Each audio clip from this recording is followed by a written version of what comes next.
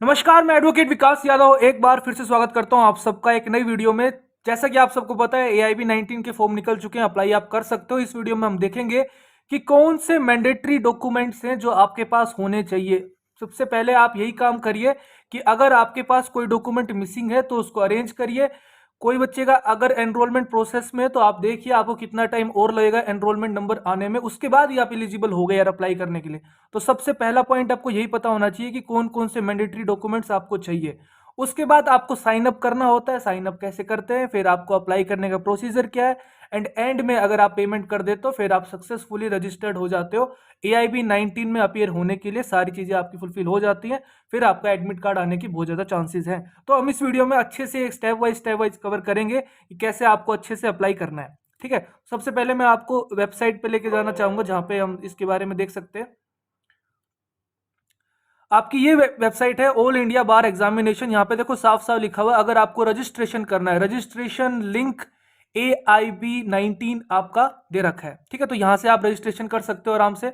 जैसे ही आप इस लिंक पे ओपन करोगे, क्लिक करोगे, तो आपके सामने कुछ ऐसा पोर्टल खुल के आ जाएगा। ठीक है, जहाँ पे आप आराम से अपने लॉगिन कर सकते हो, लेकिन लॉगिन करने से पहले आपको अपने आप को रजिस्टर करना पड़ेगा। क्योंकि आप फर्स्ट टाइम एप्लीकेंट हो, न्यू एप्लीकेंट हो, आपको रजिस्टर करना पड़ेगा। रजिस्टर हेयर पे आपको क्लिक करना पड़ेगा। अपना नाम डालिए, यहाँ पे मोबाइल नंबर डालिए। देखिए मोबाइल नंबर बिल्कुल सही डालना, क्योंकि जितने भी कम्युनिकेशन होंगे बाद में आपके इसी के जरिए होते हैं। तो मोबाइल नंबर और ईमेल आईडी बिल्कुल सही डालना है आपको। जो आपका नाम है आधार कार्ड में, जो आपकी आईडी है उस पर, एंड आपका जो मोबाइल नंबर है वो, एंड ईमेल एड्रेस, और आप पासवर्ड बना सकते हो जो भी आप पासवर्ड आप चाहो। एक बार उसको फिर से कंफर्म कर दो और कंटिन्यू करके आप बैक टू लॉगिन कर सकते हो जहां पे हम पीछे से आए हैं।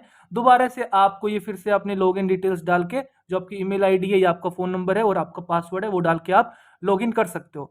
उसके बाद मैं आपको दिखा रहा हूँ कैसे सिनेरियो आएगा। जब आप लॉगिन कर लोगे तो कुछ ऐसा विंडो आपके सामने खुल के आएगा। यही वो विंडो है जो मैं आपको 2 दिन से बता रहा हूँ कि अगर आपको सिलेबस के बारे में देखना है तो यहीं बिल्कुल लेफ्ट साइड में, जैसे आप देख रहे हो माई एप्लीकेशन से हाउ टू अप्लाई है, लॉग आउट है, यहीं पे आपको सिलेबस का भी ऑप्शन दिखेगा। अगर अपडेट कर देंगे, वैसे 2-3 दिन में कर देंगे, अगर नहीं करते हैं तो फिर बात करेंगे उनसे, लेकिन यहीं पे आपको सिलेबस का ऑप्शन दिखेगा। बच्चे बार बार पूछने से सिलेबस क्या होगा। तो सबसे पहले देखो यहीं पे लिखा हुआ है mandatory documents required to fill the application form. उसके बाद साइन अप का क्या प्रोसीजर है, फिर आपको फिल कैसे करना है एप्लीकेशन फॉर्म को, डॉक्यूमेंट्स कौन कौन से डॉक्यूमेंट्स को अपलोड करना है, फिर पेमेंट कैसे करनी है। तो यही सब चीजें मैंने यहाँ से, हमारी एडवोकेट नेहा जी ने अपना लॉगिन डिटेल शेयर करी, उसके बाद ही मैं उनके पोर्टल से ये कवर कर रहा हूँ। तो मेन तो मैं नहीं आऊंगा वहां पे, क्योंकि वहां पे उनकी प्राइवेट इंफॉर्मेशन है।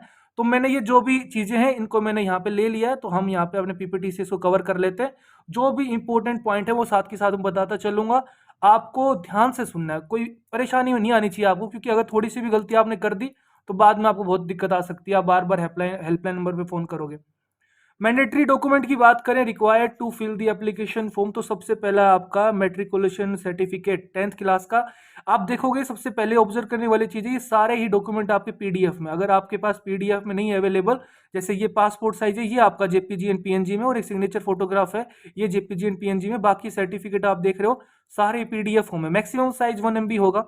ठीक है, तो मैक्सिमम साइज ध्यान रखना जब भी आप इनको रिस्ट्रिक्ट करोगे, इनका जो आपका क्वालिटी है, तो 1 MB से ज्यादा नहीं होना चाहिए। ठीक है, तो आपका मेट्रिकुलेशन सर्टिफिकेट होना चाहिए 10th क्लास का, फिर उसके बाद 12th क्लास का। अगर आपने 3 ईयर LLB करी है, 5 ईयर LLB की है, तो उसका सर्टिफिकेट होना चाहिए। अब कुछ लोग बोल रहे हैं कि सर हमारी डिग्री नहीं आई है। ठीक है, तो डिग्री नहीं आई है तो कोई बात नहीं, आप अपना प्रोविजनल सर्टिफिकेट को आप अपलोड कर सकते हो। और जो आपकी मार्कशीट है, मार्कशीट को आप कॉलेज से अटेस्ट करवा के वो भी आप अपलोड कर सकते हो, कोई परेशानी नहीं। क्योंकि जब आपने एनरोलमेंट कराया हुआ स्टेट बार काउंसिल में तो वहां पे भी डिग्री की आवश्यकता थी नहीं। आपने ये 2 चीजें दे दी, अटेंडेंस सर्टिफिकेट दे दिया, आपका काम हो गया होगा। उसके बाद पासपोर्ट साइज फोटोग्राफ होनी चाहिए, और वही फोटोग्राफ रखिए आप जो आपने स्टेट बार काउंसिल में एनरोलमेंट करवाने के टाइम यूज करिए, ब्लैक कोट पैंट में, व्हाइट शर्ट में, तो वो ज्यादा अच्छा रहेगा। ठीक है, सिग्नेचर आपके होने चाहिए। एनरोलमेंट सर्टिफिकेट, अब देखिए काफी बच्चों का एनरोलमेंट सर्टिफिकेट नहीं आया है, लेकिन उनका एनरोलमेंट नंबर आ चुका है। तो आपको क्या करना है, इस कॉलम को फिलहाल अभी आप ब्लैंक छोड़ दीजिए, और आपको 30 अक्टूबर तक, आपने देखा होगा कि आप अपने एडिट कर सकते हो, करेक्शन कर सकते हो। तो 30 अक्टूबर तक आप इसमें, जब जैसे आपका एनरोलमेंट सर्टिफिकेट आ जाता है तो उसको आप PDF में कन्वर्ट करके फिर आप अपलोड कर देना, कोई इसके अंदर इशू नहीं है। आपको फिलहाल के लिए एनरोलमेंट नंबर ज़्यादा जरूरी होता है इस एग्जाम को फिल करने के लिए, फॉर्म को फिल करने के लिए। तो आपका अगर एनरोलमेंट सर्टिफिकेट नहीं है तो कोई परेशानी नहीं है, आप भी एलिजिबल हो, आप अप्लाई कर सकते हो। लेकिन जैसे ही आ जाता है तो आप अपलोड कर देना। और वैसे अगर उस टाइम तक भी नहीं आता है तो आपको बाद में भी मौका दिया जाता है, जब आपका रिजल्ट आ जाता है उस टाइम भी मौका दिया जाता है। जैसे ही आपके पास आ जाता है तो आप अपलोड कर दो, कोई परेशानी नहीं है। कैटेगरी सर्टिफिकेट आपके पास होगा ही। डिसेबिलिटी, जो पर्सन विद बेंच पर डिसेबिलिटी है तो उनका अपना डिसेबिलिटी सर्टिफिकेट उन्हें अपलोड करना पड़ेगा। तो ये सबसे पहले आपके पास चीजें होनी चाहिए, उसके बाद ही आप अपना जो साइन अप प्रोसेस है, जो फिलिंग प्रोसेस है, उसको कंटिन्यू करना। तो आप फटाफट इनका अच्छे से, मैं एक बार इनको फिर से क्लियर कर देता हूँ। आप आराम से इसका स्क्रीनशॉट ले लीजिए अगर किसी के पास इनमें से कोई डॉक्यूमेंट नहीं, क्योंकि ये चीज आपको तभी दिखेगी जब आप ये रजिस्ट्रेशन जो आप अपना साइन अप कंप्लीट कर दोगे उसके बाद ही। ठीक है, तो ये आप आराम से स्क्रीनशॉट ले लो इसका, और जो भी डॉक्यूमेंट नहीं उसको अरेंज कर लो फटाफट, और फटाफट फॉर्म फिल करके अपना पढ़ाई पे ध्यान लगाओ। साइन अप कैसे करना है?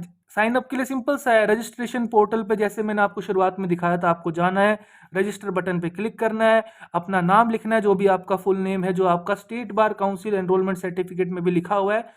बेसिकली आपने वही लिखा होगा जो आपके आधार कार्ड में है। ठीक है, please do not use any other name.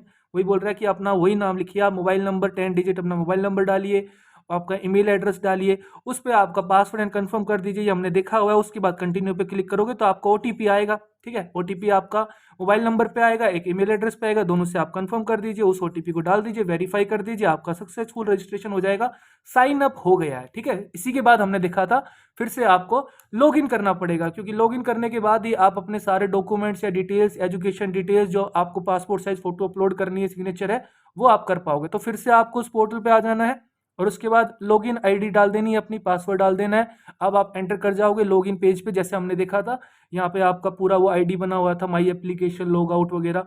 ठीक है, how to apply, fill out the all the required fields in the application form. सारी आपको डिटेल भरनी है, एजुकेशन क्वालिफिकेशन जो भी आपकी जो लिखा हुआ है वहां भर दो, कुछ भी उसके अंदर हार्ड चीज नहीं है। अपलोड क्या करना है? पासपोर्ट साइज फोटो अपलोड करनी है जीपीजी फॉर्मेट में, मैक्सिमम 1 MB लिखा हुआ है यहाँ पे, मैक्सिमम MB। ये हम जब देख के आ चुके हैं कौन कौन से डॉक्यूमेंट्स हमें चाहिए होते हैं, enrolment certificate, category certificate and आपका डिसेबिलिटी सर्टिफिकेट। इन सबको साथ के साथ अपलोड कर दो। लास्ट में प्रीव्यू का ऑप्शन होगा। प्रीव्यू मतलब कि आपकी एप्लीकेशन दिखती कैसी है। एक बार आप फाइनल रिव्यू ले सकते हो, फाइनल रिव्यू के बाद आप उसको सबमिट कर सकते हो कि ये भाई मेरी एप्लीकेशन है, ऐसी दिखती है। एंड उसके बाद अगर आप उसको सबमिट कर दोगे, after successful submission of the online application, candidates are required to pay the application fees. Simple सा आपका फिर लास्ट स्टेप बच जाएगा। लास्ट स्टेप पे आके आपको पेमेंट करनी है। ठीक है, तो ये प्रोसेस है, कुछ खास नहीं है, लेकिन थोड़ा सा ये है कि गलती मत करना। फिर आप पेमेंट वाले स्टेज पे आ जाओगे तो click on the payment button, ये बिल्कुल लास्ट स्टेज है आपकी। जैसे इस पे आप क्लिक करोगे अपनी पेमेंट को कंप्लीट कर सकते हो। जैसे सक्सेसफुल पेमेंट हो जाएगी, अपना आपको ईमेल एड्रेस पे कंफर्मेशन हो जाएगा कि हाँ भाई आपका पेमेंट हो चुका है। आप अपना फॉर्म का ये जो है एप्लीकेशन का, इसका प्रिंट आउट जरूर ले लेना, सेव कर लेना, आपको बाद में ये बहुत काम आएगा। जब आपका रिजल्ट आ जाएगा तो आपको बाद में ये एप्लीकेशन फॉर्म भी जरूरत पड़ती है, एंड आपको सही रहेगा, सेफ रहेगा कि भाई आपने अच्छे से फी वगैरह पे कर दी है। अगर कोई पेमेंट के रिगार्डिंग इशू आता है, पेमेंट करने के बाद भी आपको कोई इशू आ रहा है, आपको नहीं पता चल रहा है ये पेमेंट के बारे में, तो आप थोड़ा सा वेट करिए। काफी बार क्या होता है कि थोड़ा सा अभी सर्वर सारे बच्चे एक साथ कर रहे हैं तो सर्वर थोड़ा बिजी आ सकता है, उसको अपडेट होने में टाइम लग सकता है। ठीक है, थोड़ा सा वेट करिए, आपका पेमेंट एक्टिविटी अपडेट हो जाएगी। अगर फिर भी कोई इशू है तो आप जो इनकी हेल्प डेस्क है वहां से आप इनसे कांटेक्ट कर सकते हो। और अगर फिर भी आपकी बात नहीं हो पा रही है तो फिर भैया हम तो है ही, आप हमें कांटेक्ट करिए। कांटेक्ट मत करना, मतलब सिंपल सी बात है। आप यूट्यूब के कमेंट सेक्शन में भी आप अपनी बात रख सकते हो, कोई भी अगर इशू है, अगर इस वीडियो के रिगार्डिंग या कोई भी आपका डाउट है, या फिर पर्सनली जो मेरा व्हाट्सअप नंबर है 9350145947, आप इस पे मुझे व्हाट्सअप कर सकते हो, कॉलिंग नंबर नहीं है। ठीक है, तो आप आराम से व्हाट्सअप करिए। मैं बेसिकली हर एक इंसान का जवाब दे रहा हूँ, क्योंकि थोड़ा सा ये एग्जाम ऐसा ही है, ज़्यादा फीस है तो गलती ना हो किसी की, यही मेरा थोड़ा सा कोशिश है। ठीक है, अगर कोई डाउट है तो आप पूछ लेना। वीडियो अच्छा लगा है तो वीडियो को लाइक करिए। खुश रहिए, मुस्कुराते रहिए, देश का ख्याल रखिए। जय हिंद।